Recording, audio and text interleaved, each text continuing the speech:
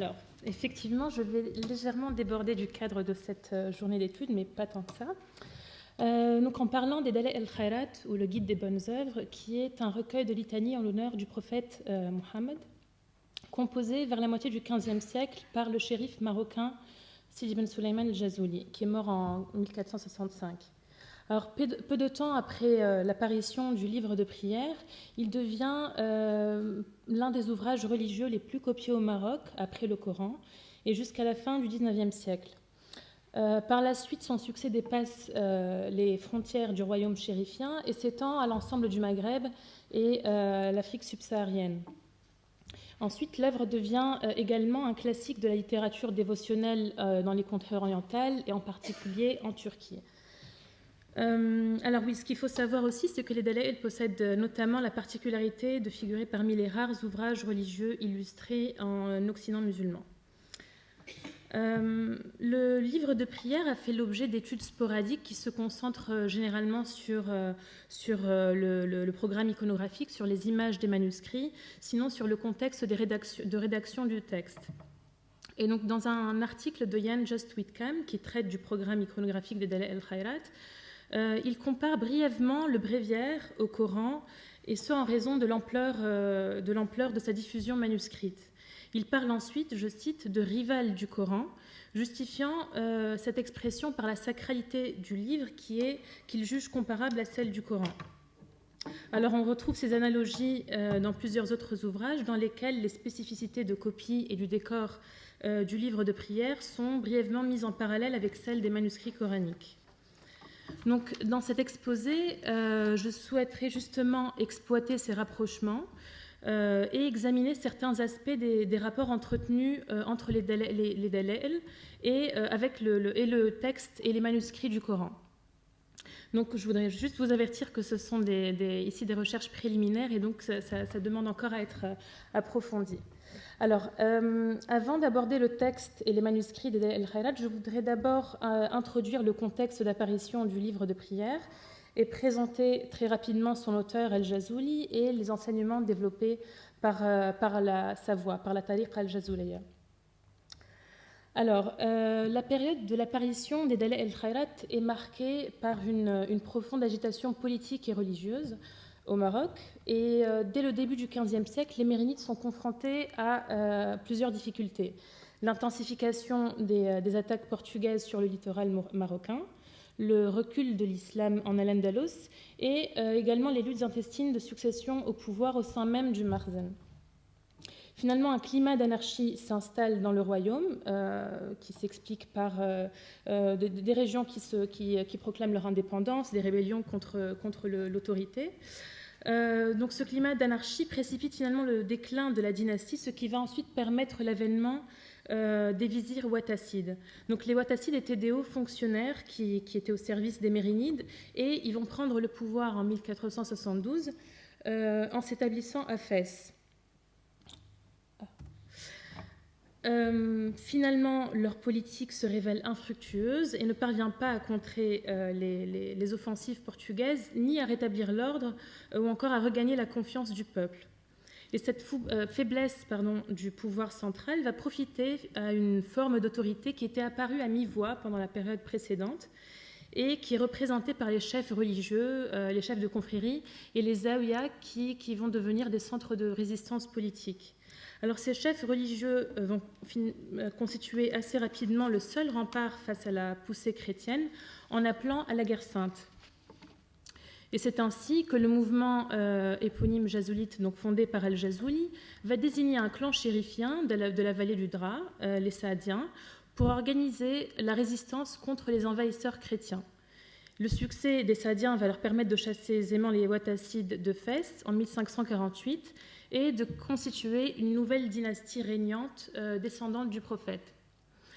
Donc ils sont appuyés par les marabouts et par les adeptes jazoulites qui vont se rallier à leur cause, et ils parviendront par la suite à extraire le royaume de la profonde crise qui avait miné les dynasties antérieures, à libérer les ports, la plupart des ports occupés par les Portugais, réunifier le Maroc, et ensuite, par la suite, ils réussiront à stopper la menace turque. Alors maintenant, pour en venir à Al-Jazouli, l'auteur des Dala'il al-Khayrat, donc, il est né dans le Souss, dans le sud du Maroc, au sein de l'une des plus importantes tribus berbères de Souss Sanhaja, ce qui ne va pas l'empêcher ensuite de clamer une descendance sainte du prophète. Il va ensuite se rendre à Fès afin de se consacrer à l'étude et à la dévotion, en s'installant dans une cellule de Madras de Safarin, qui est à quelques mètres de la mosquée d'Aqaraouin. Il part ensuite au Ribat de Titnfetr où il suit les enseignements de Mohamed Amrar al-Sarir, qui est cheikh de l'ordre soufi al-Sanhajiyya, qui est une variante rurale de la Chadhiliya. Et à la mort de son maître, Amrar al-Sarir, donc en 1446, El-Jazouli accomplit le pèlerinage à la Mecque et Médine et fait étape au Caire. Et donc au Caire, il va être initié par le soufi qadirite, Abdelaziz al-Ajami, à la doctrine d'Abul Hassan al-Shadhili qui, à cette période, connaissait un important succès sur l'ensemble du pourtour méditerranéen. Alors, il est probable qu'El-Jazouli ait entamé la rédaction des Dala'il à son retour au Maroc, donc en 1453. Et selon un manuscrit conservé à la bibliothèque Ben Youssef de Marrakech, il aurait dicté son texte à son disciple Mohamed al-Souraï al-Sahli, 7 années avant sa mort, donc en 1457-1458. Et cette copie autographe d'Al-Sahli, appelée Al-Nusra Sahliya, aurait servi ensuite de modèle pour la production des Dala'il. Alors il va fonder ensuite une zawiya à Safi et le mouvement jazoulite va essaimer dans l'ensemble du Maroc en rassemblant de plus en plus d'adeptes. Et ils auraient été, peu de temps avant la mort d'Al-Jazouli, plus de 12 000 disciples. Cette phase va donc marquer les prémices de la tariq al-Jazouliya et de sa diffusion. Finalement, le succès croissant de la voix attise la méfiance et l'hostilité d'agents politiques et de ulama proches du pouvoir, du Marzen, qui auraient vraisemblablement organisé le meurtre par empoisonnement d'Al-Jazouli en 1465. Alors, donc, il m'a semblé important de revenir un petit peu, très brièvement, sur la doctrine développée par Al-Jazouli, qui nous permettrait de comprendre un petit peu les usages de son livre de prière et son importance. Donc, dans un autre ouvrage qu'il a composé, intitulé Al-Aqida, le shérif exprime les préoccupations qui seront en partie à l'origine de sa démarche. Il se plaint de la perte des valeurs traditionnelles islamiques, de l'ignorance et de la débauche, conséquence d'une part de l'occupation portugaise des villes côtières marocaines et du laxisme des ulémas proches du Marzen. Il se présente alors comme le Mahdi et le rénovateur de la voie, Mujaddid al-Tariqa, qui viendra sauver sa communauté et restaurer l'image de l'islam à travers le rétablissement de la sunna du prophète. Il développe alors une doctrine qui met l'accent sur la vénération du prophète, dont l'expression la plus claire réside finalement dans son bréviaire Dala'il al-Khayrat. C'est à travers la prière qu'il entend redonner un souffle nouveau à la sunna du prophète. Al-Qassar, d'ailleurs, rapporte en ces termes les paroles du saint. « Je vous impose de prononcer les noms de la divinité sublime, de dire la prière pour l'envoyé de Dieu et de visiter les saints. En prononçant les noms de la divinité, tu donneras la quiétude au cœur. Par la visite des saints, tu apprendras le chemin qui mène à Dieu. » En d'autres termes, la pratique de la prière pour le prophète est le moyen par excellence qui permet la réalisation spirituelle et l'intercession du prophète, ce qui explique notamment l'importance pour tout aspirant à la voie de la lecture quotidienne des Dala'il al-Khayrat. Et c'est à juste titre que Ruggero Vimercati Sanseverino, qui a fait une thèse sur la sainteté à Fès, il remarque donc: c'est grâce à la tasliya que l'aspirant doit espérer de Dieu la purification initiatique, lui permettant de jouir d'une relation directe avec le prophète et de ce fait de l'élection divine et de l'accès à la sainte présence. Cette efficacité de la tasliya, selon Al-Jazouli, résulte du rang privilégié dont le prophète jouit auprès de Dieu. Il s'agit du secret de l'amour entre le Créateur et sa créature préférée, auquel est associé le lecteur des Dala'il al-Khayrat. Alors, j'en viens maintenant au livre de prière. Donc, il s'organise comme suit. Il contient d'abord une prière introductive, ensuite une partie sur les bienfaits de la prière sur le prophète, la liste des 201 beaux noms de Mohammed et la description des tombeaux du prophète et de ses compagnons, les califes Abu Bakr et Omar, dans la mosquée de Médine. Et c'est ce qui a ensuite suscité était à l'origine du développement de l'iconographie des Dalaïl al-Khayrat que je ne vais pas aborder aujourd'hui. Donc, c'est ici l'image de la chambre funéraire de Médine. Alors cet ensemble est ensuite suivi du corps essentiel des prières qui sont divisées en 8 sections, ahzab, destinées à être lues chaque jour de la semaine du lundi au lundi suivant. Donc 2 prières étaient finalement lues le lundi. Et dès la fin du XVIe siècle, début du XVIIe siècle, plusieurs copies font apparaître une division en quarts, roba, en tiers, thulth et moitié, nisf, tandis que d'autres présentent simultanément les 2 formes de division. Voilà. Donc ensuite, une prière en rime clôt l'ensemble. Donc en ce qui concerne les sources et les influences du texte d'Al-Jazuli, alors son principal hagiographe, Mohammed Al-Fessi, qui est mort en 1698, donc selon Mohammed Al-Fessi, Jazuli aurait rédigé le livre de prière à Fès en s'inspirant des nombreux ouvrages de la bibliothèque de la mosquée Al-Qarawiyyin. Il décide alors de compiler toutes les formules de prière pour le prophète et ses compagnons. Donc comme c'est dit ici, Jama' al-Murwi min al-fad wa salam ala al-Nabi wa an ghayrihi min fadala ummatihi. Et la plupart des prières et des invocations des Dalaïl, elles sont en fait tirées des hadiths ou d'autres livres de dévotion comme le Qut al-Qulub d'Abu Talib al-Makki, qui est une figure importante du soufisme au Xe siècle. Et donc ce texte est assez important et on comprend qu'Al-Jazuli s'en soit largement inspiré puisque il traite dans sa première moitié des fondements obligatoires de l'islam, la remembrance, al-dhikr, la prière, l'oraison, le wird, la méthodologie de récitation du Coran et les vertus des prières congrégationnelles. Et d'autre part, certaines sources avancent qu'Al-Jazuli se serait inspiré de textes orientaux dont il aurait pris connaissance pendant son séjour en Orient. Par exemple, le soufi yamanite Murtada Zabidi est d'avis que le shérif aurait probablement plagié un recueil de prières portant le même titre et rédigé au XVe siècle par un soufi de Shiraz. Cela paraît assez plausible à la lecture de certaines douas ou invocations des Dalaïl qui présentent clairement des influences orientales connues surtout dans le milieu qadirite. Par exemple, une invocation qui se trouve dans la prière du mercredi des Dalaïl al-Khayrat reprend presque mot pour mot la petite prière à Salat al-Soghra consacrée au prophète et composée par Abd al-Qadir al-Jilani, qui est mort en 1166. El-Fessi précise également que l'un des premiers compagnons du saint, Abu Abdallah Muhammad al-Amin al-Attar, était un Murabit Qadiri et aurait même contribué à la rédaction de certaines invocations du bréviaire. Donc là, je parle un petit peu de la Qadiriyya et de l'influence de la Qadiriyya parce qu'elle a joué un rôle assez important et décisif dans la diffusion du livre de prière, puisque c'est surtout à travers les cercles qadirites, chavidites, que le texte a réussi à s'imposer et à rencontrer l'adhésion des fidèles en dehors des frontières du Maroc. Alors, je me suis un peu posé la question du rapport qu'entretient le texte des Dalaïl al-Khayrat avec le texte coranique. Donc il faut savoir que le Coran, bien sûr, contient plusieurs versets qui soulignent le rôle exceptionnel de la figure du prophète, qui a été envoyé, je cite, en miséricorde pour l'univers, et qui est décrit comme ayant une nature noble et éminente.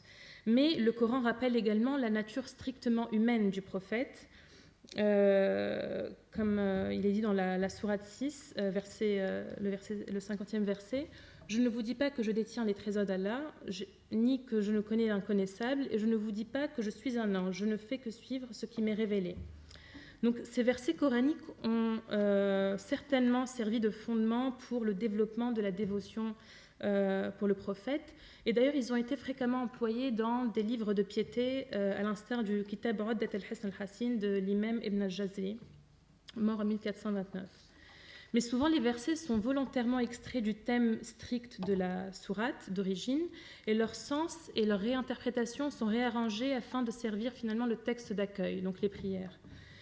Dans son livre de prière, El-Jazoul y a rarement recours au texte coranique. Il fait référence dans l'introduction au verset 33 de Surat al-Ahzab. Allah ne veut que vous débarrasser de toute souillure, ô gens de la maison du prophète, et vous purifier pleinement. Le verset 56 de la même sourate. Certes, Allah et ses anges prient sur vous, ô vous qui croyez, priez sur lui et adressez-lui vos salutations. Donc ce verset est répété et cité à 3 reprises, dans l'introduction, dans la prière du lundi et celle du jeudi. Ce passage coranique est fréquemment employé dans les textes de dévotion au prophète, et pour cause, il rappelle l'importance d'invoquer les bénédictions d'Allah sur le prophète. Donc cela explique probablement sa récurrence relative dans le texte. Enfin, un dernier verset est repris cette fois-ci dans la prière du samedi. Il s'agit du verset 96 de Surat Safat, alors que c'est Allah qui vous a créé, vous et ce que vous faites. Et cette sourate, spécifiquement ces derniers versets, auquel appartient ce verset-ci, rappelle l'importance de se rattacher à la figure du prophète en période de troubles et de conflits. Donc, étonnamment, le Coran ne semble pas avoir été la source privilégiée dans la rédaction des Dala'il al-Khayrat. Finalement, nous n'en retrouvons que 5 occurrences dans le texte. Néanmoins, cette singularité n'a pas empêché sa diffusion en dehors de son cadre initiatique au sein des cercles soufis et son succès à travers toutes les classes de la société, faisant de lui un ouvrage d'une importance majeure dans l'islam sunnite. Alors, je vais en venir maintenant aux manuscrits. Donc, à ma connaissance, les plus anciennes copies datées qui subsistent à nos jours, qui ont été recensées, remontent au début du XVIIe siècle. La plus ancienne datant de 1616, qui est... c'est ça ? Non.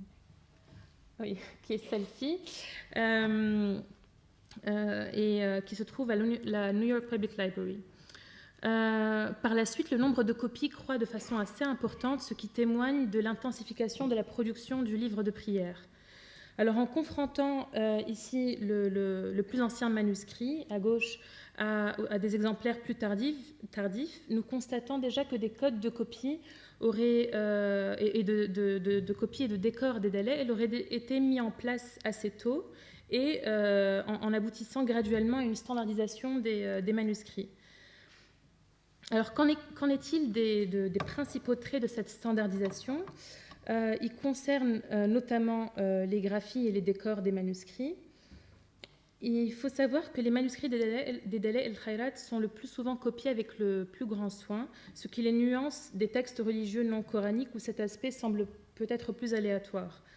Le texte se caractérise par une grande clarté, rendue possible notamment par des lignes d'écriture espacées, donc on a généralement entre 7 et 15 lignes à la page, et un décor participant à l'organisation visuelle du texte.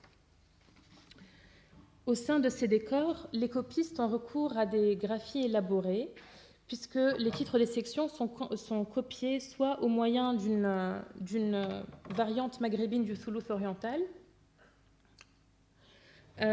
soit dès le début du XVIIe siècle en koufique.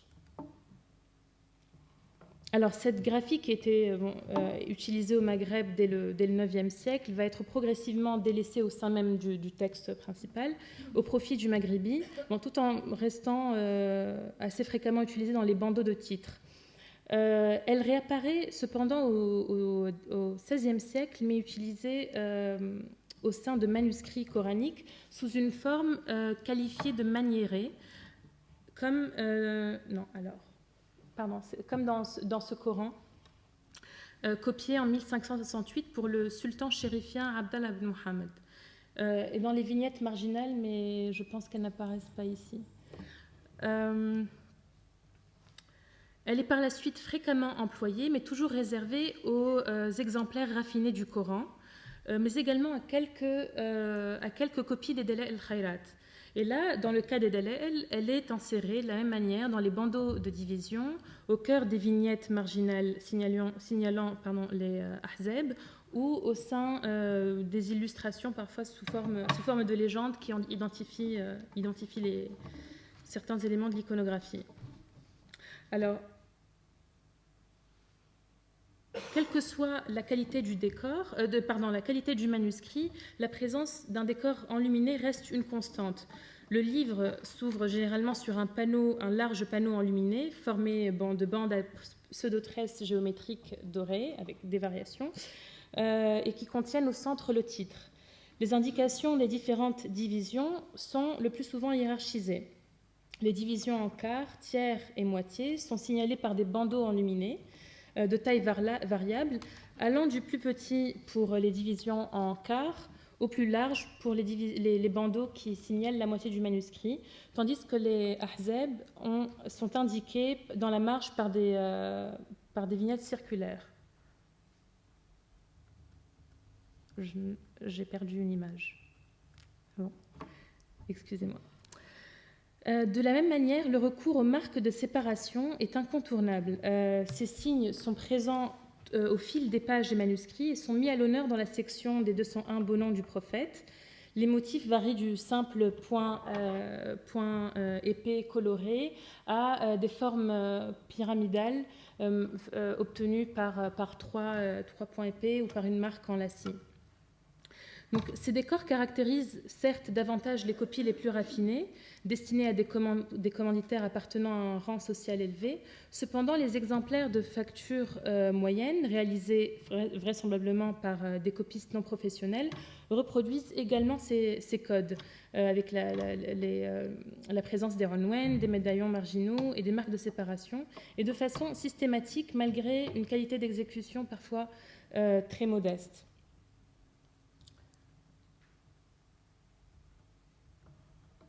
Donc là, on a des exemples de copies qui sont de qualité légèrement inférieure à ce que je montrais précédemment. Dès lors, ces manuscrits constituent un témoignage clair du rôle joué par l'enluminure qui dépasse largement sa fonction ornementale et participe à la facilitation de l'assimilation des prières. Là, elle joue réellement le rôle d'aide-mémoire pour des textes dont la lecture devait être répartie sur tous les jours de la semaine.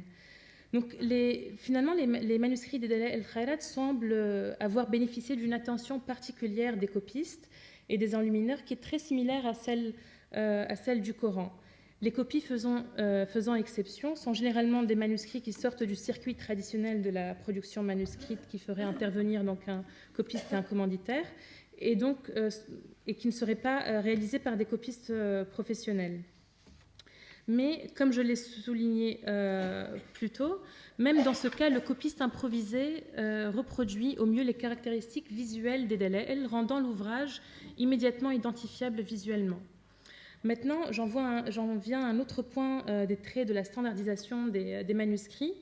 Donc, dès le XVIIe siècle, probablement vers la fin du XVIIe, certaines copies des Dala'il al-Khayrat renouent avec un format original carré, jusqu'alors jamais appliqué au dala'il. Alors, le format carré avait un certain temps caractérisé des manuscrits coraniques produits en Occident musulman. Donc, des Corans de ce type auraient déjà commencé à circuler dès le XIIe siècle. Alors, le plus ancien connu ce jour, il me semble, serait le Coran 1397 de la bibliothèque de l'Escorial et qui est daté de 1106-1107. Ensuite, ce format va se répandre au XIIIe siècle. Et ces manuscrits revêtent généralement de très petites dimensions et étaient alors très vraisemblablement destinés à être portés comme des amulettes. Donc, là, on voit un exemple d'un Coran de format carré à gauche du XIIIe siècle. Et alors, ce format carré va être abandonné au XVe siècle au profit d'un format exclusivement vertical, mais il réapparaît dès le XVIIe siècle au Maghreb.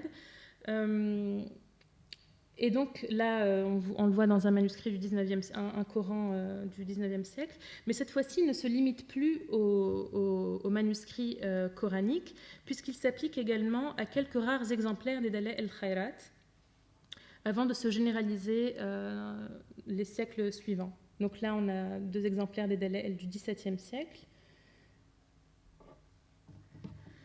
Et ces copies revêtaient donc des fonctions talismaniques similaires à celles des Corans et étaient également destinées à être transportées par le fidèle pour ses lectures quotidiennes, comme en témoignent les étuis à bandoulière qui les renfermaient, qui apparaissent ici sur ces images. Il est donc assez curieux de constater la référence claire au Coran par la réappropriation de caractéristiques matérielles qui étaient jusqu'alors exclusivement réservées aux manuscrits coraniques et donc identifiables à leur format original, pouvant presque prêter à confusion. Cet usage, donc il faut savoir qu'il va s'étendre ensuite au début du XIXe siècle à d'autres livres de piété, à l'instar ici du Hassan al-Hassin ou aussi du Kitab al-Shifa de Qadi Iyad. Donc pour clore cette présentation, je me réfère de nouveau à l'article de Jan Just Whitcomb qui, en décrivant la qualité d'exécution des dala'il et le riche décor enluminé qui les caractérise, évoque la possibilité de l'intervention de copistes et enlumineurs coraniques dans la production du livre de prière. Nous pourrions par ailleurs nous demander si la copie des dala'il n'était pas considérée comme un acte de piété porteur de bénédiction comparable à la copie des Corans. Dans son analyse du culte tardif du prophète à partir de l'étude des dala'il, Armand Abel cite un texte d'Al-Razali rappelant l'importance de la mise par écrit des prières pour le prophète. Et je cite: « Celui qui aura copié une prière de ce genre ou l'aura composée par écrit bénéficiera des prières des anges aussi longtemps que subsistera cet écrit. » Or, un passage au début des dala'il pourrait laisser entrevoir la possibilité d'une démarche dévotionnelle à travers la copie des manuscrits. Donc, dans le chapitre des bienfaits de la prière pour le prophète, El-Jazouli fait référence à un texte de tradition qui va dans ce sens. « J'habitais près d'un voisin copiste qui est mort. Alors un jour, en le voyant en rêve, je lui demandai « Qu'est-ce qu'Allah a fait de toi ?» Il me répondit « Il m'a pardonné les fautes. » Chaque fois que j'écrivais le nom de notre maître Mohammed, qu'Allah le bénisse et le salue, dans un livre, je prononçais la salade sur lui. C'est pourquoi mon Seigneur m'a accordé ce qui n'est vu par aucun œil, ni entendu par aucune oreille, ni présenté au cœur ou à l'esprit d'aucun être humain.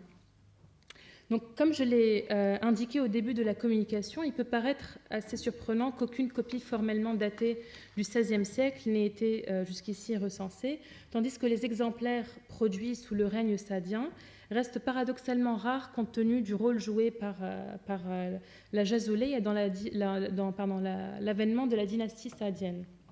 Néanmoins, ce livre de prière témoignant d'une dévotion pour le prophète parfois considérée extrême et sévèrement critiquée par certains ulamais, est tout de même parvenu à se diffuser à une telle ampleur qu'il en est devenu le texte religieux le plus copié après le Coran en Occident musulman. Et jusqu'à ce jour, au Maroc, il est recommandé d'avoir au sein de chaque foyer une copie du Coran et une copie des Dala'il al-Khayrat, préférablement de bonne facture, assurant ainsi la protection de ses membres.